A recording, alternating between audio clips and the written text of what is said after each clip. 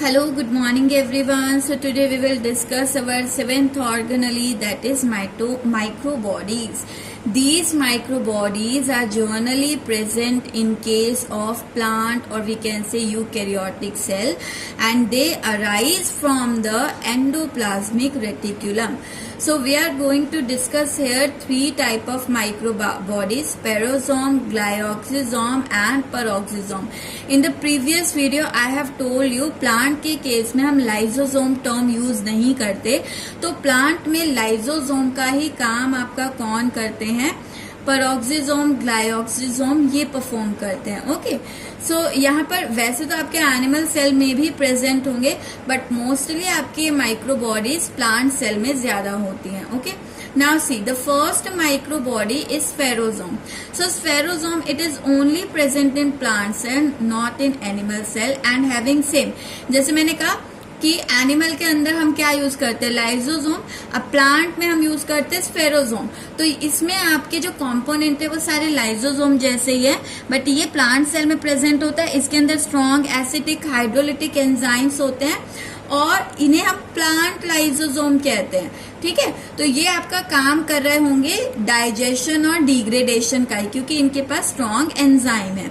और मोस्टली आपके स्फेरोसोम ज्यादा प्रेजेंट होता है एंडोस्पर्म्स में और प्लांट के कॉटिलीडन में. ये दोनों आपके स्ट्रक्चर सीड में मिलते हैं, एंडोस्पर्म, कॉटिलीडन. एंडोस्पर्म आपको एम्ब्रियो में भी मिलेगा. ठीक है, तो एम्ब्रियो में आपका न्यूट्रिटिव टिश्यू होता है. 10th में रिप्रोडक्शन में आप पढ़कर आए हैं, एम्ब्रियो में मिलेगा आपको और कई सीड में भी रहता है. ठीक है, जिन सीड में होगा उन सीड को हम एंडोस्पर्मिक सीड कहते हैं. और कॉटिलीडन आपका कहाँ पर होता है, सीड. तो वहां पर आपको स्फेरोसोम्स इजीली ऑब्जर्व हो जाते हैं. Next is ग्लायोक्सिसोम. अगेन देखिए, ये भी सिर्फ प्लांट सेल में प्रेजेंट है और ये आपका हेल्प करता है in the oxidation of fat, यानी फैट के डिग्रेडेशन में हेल्प कर रहा है. फैट का जब ये ऑक्सीडेशन करता है तो उस फैट को कार्बोहाइड्रेट में कन्वर्ट कर देता है और फिर कार्बोहाइड्रेट को तोड़कर एनर्जी बनाई जाती है. So it is present, glyoxysome it is generally present, क्योंकि फैट का, ऑयल का डिग्रेडेशन कर रहा है. तो ये वहां पर आपको ज्यादा मिलेंगे जहां पर ऑयल प्रेजेंट होगा, यानी कि आपके ऑयल यील्डिंग सीड्स में, जैसे कि पीनट, मूंगफली का तेल निकाला जाता है, कैस्टर ऑयल आपका निकाला जाता है, तो कैस्टर सीड में, पीनट में ये आपको ग्लायोक्सिसोम ज्यादा मिलते हैं. Then the next one is your peroxisome. Peroxisome, it is present in both plant and animal cell, and it is having catalase enzyme. इसके अंदर क्या होता है, पेरोक्सिसोम के अंदर कैटालेज और ऑक्सीडेज, ये दो एंजाइम होते हैं. 1 मार्क्स में अगर पूछ लिया जाए पेरोक्सिसोम में कौन से एंजाइम है, तो ऑक्सीडेज एंड कैटालेज. और ये आपके एंजाइम क्या करते, देखिए, जो अमाइनो एसिड या यूरिक एसिड होता है, चाहे वो एनिमल सेल में बने या प्लांट में बने, अमाइनो एसिड तो सबको ही पता है, प्रोटीन जो होता है जब टूटते हैं तो प्रोटीन की सबसे छोटी यूनिट होती है. ठीक है, तो अमाइनो एसिड तो हर जगह प्रेजेंट है, मतलब हर सेल में प्रेजेंट है. अमाइनो एसिड या यूरिक एसिड को कैटालाइज, यूरिक एसिड है ना, टॉक्सिक होता है, आपकी बॉडी में अगर एक्यूमुलेट होगा तो इन्हें कैटालाइज करते हैं और बनाते हैं यहाँ पर peroxide.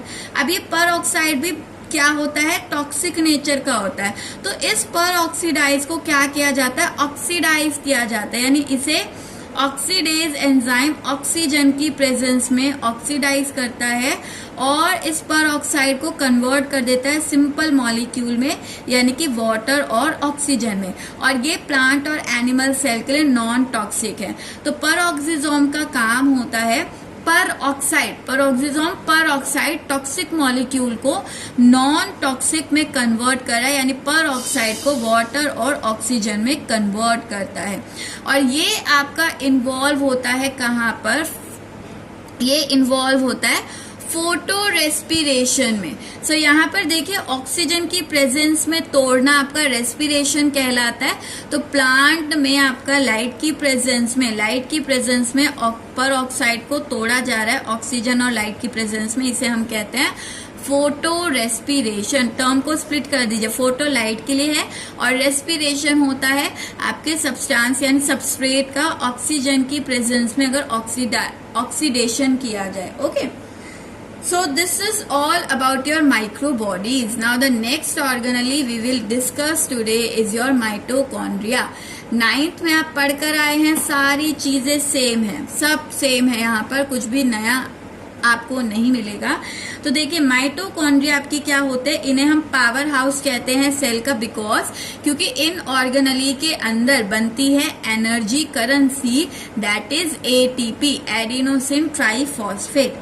And this mitochondria is discovered by the scientist Colliker in flight muscles of insect. Insects के जो wings होते हैं उसमें आपका जो इंसेक्ट की जो फ्लाइट मसल्स होती हैं उसमें आपका कॉलिकर ने इन्हें सबसे पहले ऑब्जर्व किया।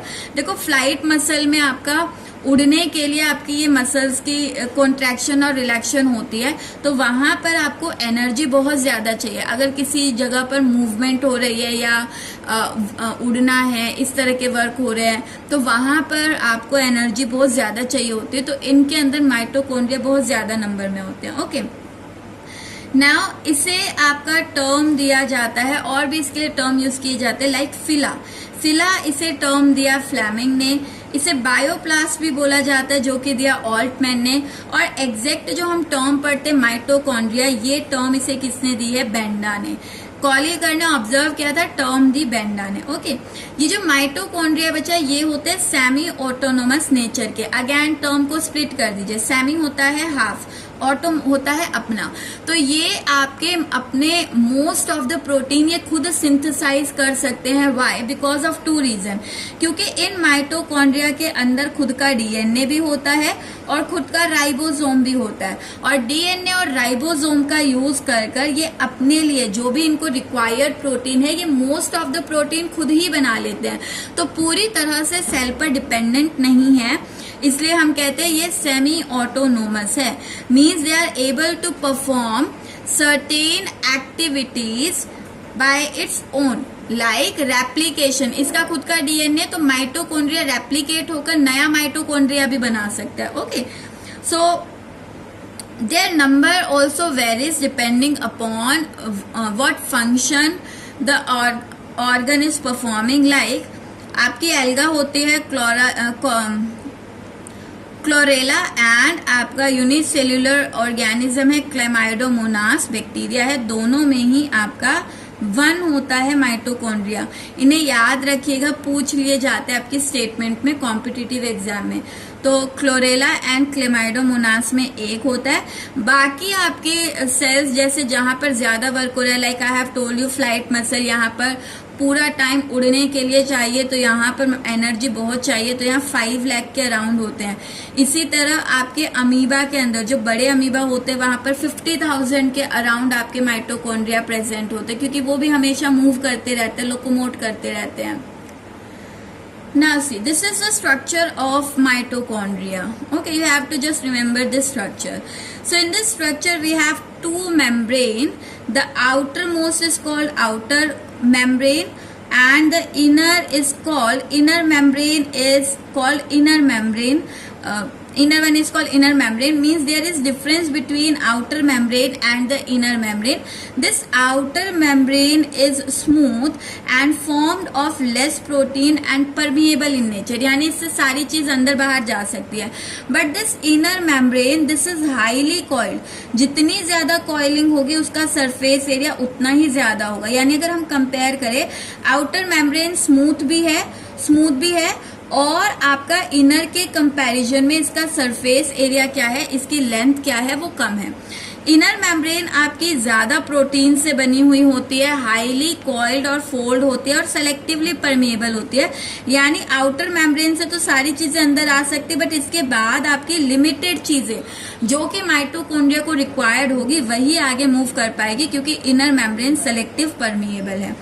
ये जो इनर मेम्ब्रेन जो इनफोल्ड होती है, अंदर की तरफ फोल्ड होती है, तो ये फिंगर लाइक प्रोजेक्शन बनाते जिन्हें हम कहते हैं क्रिस्टा, और इन्हीं फिंगर लाइक प्रोजेक्शन पर बच्चा ये आपके प्रेजेंट होते हैं डॉट लाइक स्ट्रक्चर, जिन्हें ऑक्सीजोम या F0 F1 पार्टिकल या फिर इन्हें ATPase एंजाइम कहा जाता है। ATPase enzyme. तो इन क्रिस्टा पर पूरी इनर मेम्ब्रेन पर आपको मैंने यहाँ इतना ड्रॉ किया बट ये पूरी जगह प्रेजेंट होते हैं। तो आपको ऑक्सीजोम या F0 F1 पार्टिकल मिलते हैं जिन्हें हम आपका एटीपीएज भी कहते हैं, और एटीपीएज आपके एंजाइम की तरह एक्ट करते हैं, एटीपी फॉर्म करने में हेल्प करे। यानी अगर आपका स्टेटमेंट आ जाए माइटोकॉन्ड्रिया में एटीपी का जनरेशन कहाँ होता है, तो आपकी इनर मेम्ब्रेन पर होता है, ना तो मैट्रिक्स में फ्लूइड में होगा, ना आउटर मेम्ब्रेन में होगा, इनर मेम्ब्रेन में होता है। Okay, now see along with this, यहाँ पर इस माइटोकॉन्ड्रिया में अंदर कंप्लीट फ्लूइड प्रेजेंट होता है which is called matrix, and this matrix have enzyme for cellular respiration. देखिए जो एटीपी का एनर्जी बनती है, आप लोअर क्लासेस में पढ़कर आए होंगे कि जब फूड का ऑक्सीडेशन होता है तब जाकर हमें मिलती है एनर्जी। ठीक है, और यहाँ पर फूड का ऑक्सीडेशन, आप सेल्यूलर रेस्पिरेशन को पढ़कर आए हैं 10th क्लास में। तो सेल्यूलर रेस्पिरेशन में आपने यही पढ़ा था कि जो ग्लूकोज होता है वो पायरुविक एसिड में टूटता है, और फिर पायरुविक एसिड माइटोकॉन्ड्रिया में एंटर करता है और यहाँ पर वर्क करती है, यानी कि हेल्ड होती है क्रेब्स साइकिल, और इस क्रेब्स साइकिल से यहाँ पर बनाया जाता है एटीपी, CO2 और वाटर। और यही प्रोसेस आपकी कहलाती है क्या, इसी प्रोसेस को बच्चा हम कहते हैं cellular respiration.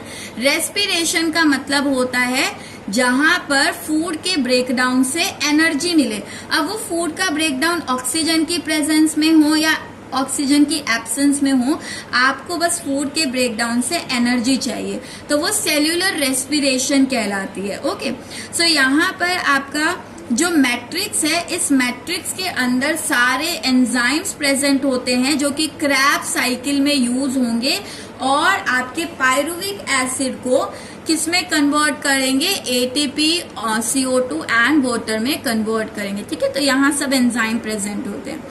Now along with this, mitochondria के अंदर आपके ग्रेन्यूल लाइक स्ट्रक्चर जिन्हें हम राइबोसोम कहते हैं वो भी प्रेजेंट होते हैं। अगेन देखिए यूनिक चीज, मैंने आपसे कहा यूकैरियोट में 80S होता है, 80S टाइप आपका राइबोसोम होते हैं, बट माइटोकॉन्ड्रिया के अंदर और यूकैरियोटिक प्लास्टिड के अंदर, यानी कि यूकैरियोट तो आपके एनिमल और प्लांट दोनों ही है, तो दोनों के साइटोप्लाज्म पे और ER पर जो आपके राइबोसोम होंगे वो तो होते 80S टाइप। ठीक है, और आपके मैमेलियन माइटोकॉन्ड्रिया में होते हैं 55S।